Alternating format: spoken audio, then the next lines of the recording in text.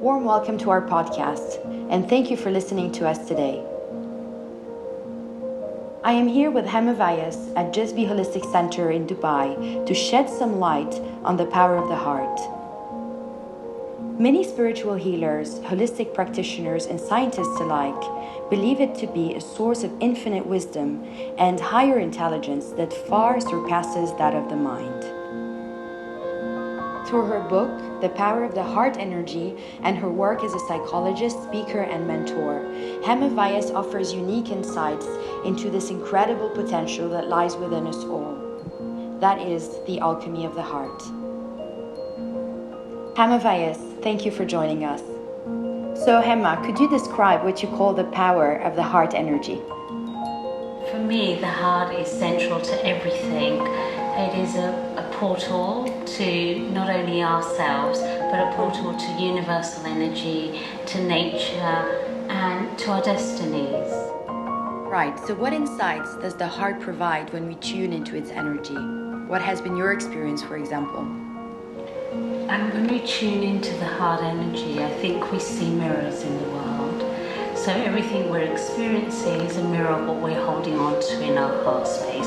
I believe that the heart holds energy that goes way beyond this lifetime. I think it holds memories in our DNA, it holds memories of past lives. If you don't believe in past lives, it holds memories of our ancestors, because the DNA gets passed on from lifetime to lifetime. So, I carry the DNA of my mother, my grandmother, my great-grandmother, as we all do. So whether it's my ancestors or my past lives, my past incarnations, I'm holding all of that in my heart space, and it's informing me. And every time that something is happening in my life, I believe, in all of our lives, what's happening is that the heart is trying to communicate where there is something misaligned, where there is a mistruth, where there is an untruth that we need to heal. Because when we heal that energy, we will begin to start finding that we're in balance.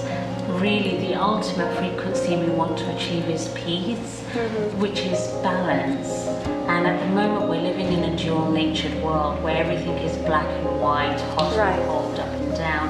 And the heart is a central point which allows us to find balance and equilibrium and peace ultimately through healing everything that we're holding on to that no longer serves us. What happens is you gain clarity, decision making becomes sharper, because we're tuning into something much deeper, a greater wisdom than just the intellect.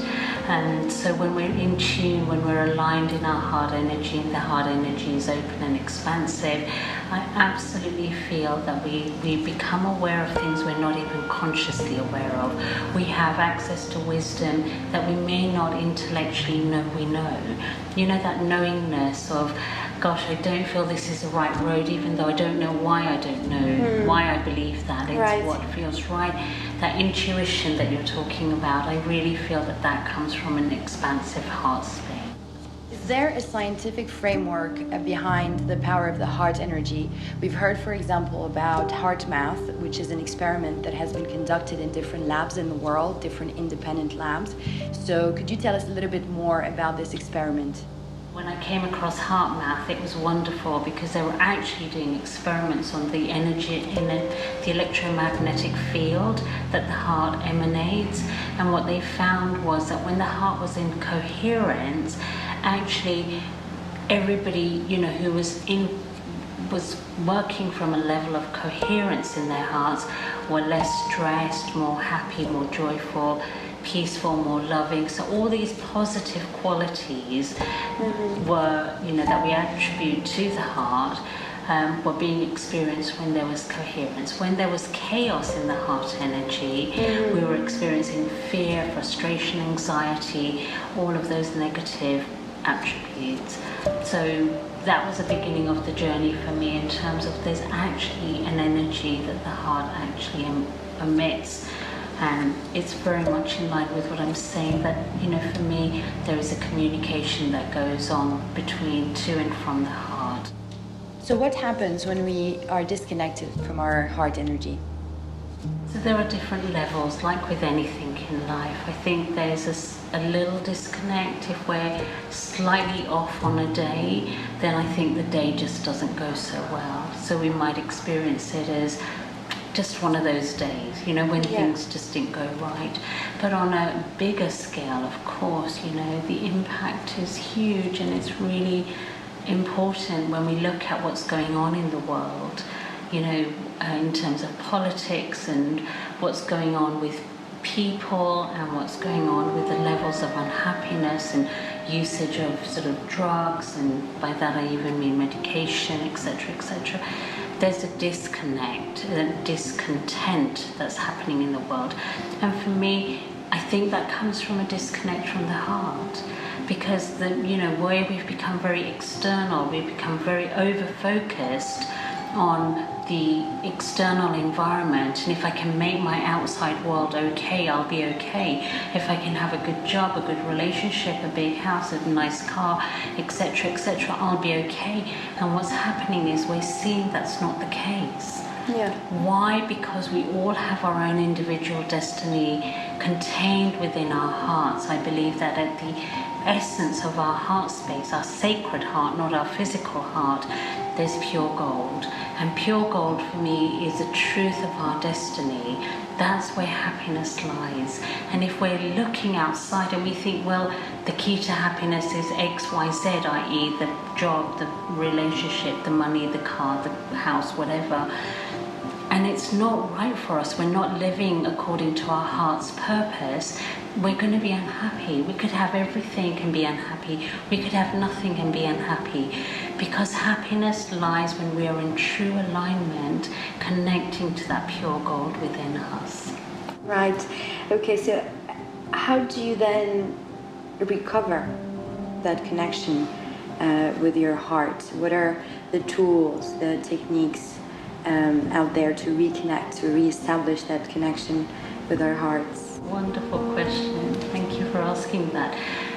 So there are many tools. I'm not going to say that there's only one tool. There's my way, of course, and there's lots of ways. There's so many people doing amazing work at the moment, you know, in wellness and reconnecting people to their heart space.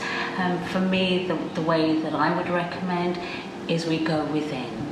You know, because as I said, we think the answers are external and they're not, and we're realizing that. We've had such a materialistic, capitalist sort of lifestyle for so many decades, and now I think we're learning we need to come back in. Happiness is an inside job, and so it's about how connecting to silence through meditation, through yoga. Kundalini work is so powerful. You know, for many, many centuries, it was, you know, saved only for select people. And Yogi Bhajan, you know, brought it to the West last century, and now it's growing so much popularity because it's about the body, the breath, the mind, the spirit. It's a holistic approach. It's a mind, body, and soul practice. Absolutely. And I would say that that's how we reconnect to the heart. We start acknowledging the truth of who we are. We start acknowledging what doesn't work. We start acknowledging we're not happy. Instead of self-medicating with food, with alcohol, with drugs, with whatever, with consumerism, which is what a lot of people are doing, we start coming inside of ourselves. We listen to ourselves. Our heart's always speaking to us. If you look at life, the amount of synchronicities we experience, synchronicities are telling us what's real. So what is a synchronicity, just to for people who may not know? Of course, that's wonderful. So I would say synchronicity is when what people would call coincidences. You know, like this morning I had a beautiful synchronicity. I was looking at some email addresses for an mail shot that I was going to do for people, and I kept seeing Blue Yonder, and I kept saying to my friend and colleague Tina, oh gosh, Blue Yonder, now who's Blue Yonder? And she said, well, that's a domain name. And I was like, okay, but I keep seeing it. And then there in front of me, we were sitting in Raffles Hotel in Dubai, and there was a magazine, and it had in big bold letters Blue Yonder. You might think that's a coincidence, that I happened to just pick up on that, and there was this magazine then. But for me, actually, that meant I was on track. Okay. And so when I made a decision around those email addresses, the decision felt right because synchronistically, it meant that something was aligning. In terms of fulfilling our dreams and potential, how do we know it's not our mind interfering with our heart's guidance? Life just continues to unfold, and you will know when you're on the right track because life begins to flow beautifully. You begin to feel so much joy, you begin to experience lightness in your heart, in your soul. That's when you know you're on track. And we can always go off track, you know, and once we connect to the heart, doesn't mean we're always going to live from that space because life will throw curveballs. Right. So how do we connect to that truth? I would say the more we clear the conditioning of the past, the more we clear old patterns of thinking, feeling and believing, the more we let go of old things that don't serve us, the more we clear and clear and clear through the practice of meditation, which allows us to get to clarity and it allows us to get to truth. The truth is just always there. We don't need to search for it. You know, what we need to search for are the things that are not serving us, because when we clear those things, what is truthful is always going to be there. The more clarity we have, the more intuition we have, I believe that what happens is that the way forward just presents itself. You know, so 1 minute you're sort of thinking, I don't know what to do with my life. The more you clear stuff, the more you're sort of working on yourself, healing, clearing. I think the clarity just comes to you, and it'll probably come synchronistically. You'll probably be thinking, I think I should be doing something. Maybe I should do a class, or, you know, maybe look at yoga or something. And just then you'll open the page and there will be the perfect class for you. Because when we're aligned with our heart energy, that heart energy is like a grid. It connects us to everybody and everybody's hearts and everything around us. So everything begins to align with that energy. When we're vibrating at in a loving space, I think that love just comes to us. And so love, whether it be career, whether it's a person, whether a relationship, or where we live, or what we buy, or what we do, or where we go, I think it just resonates with us and it finds us rather than we have to go looking for it. It finds us rather than we have to go looking for it. This reminds me of a beautiful quote from Rumi, who was a Persian philosopher and poet from the 13th century, who once said in his own words, "What you seek is seeking you." Thank you for tuning into our podcast today, and perhaps a little more to your hearts. Until we connect again, take care.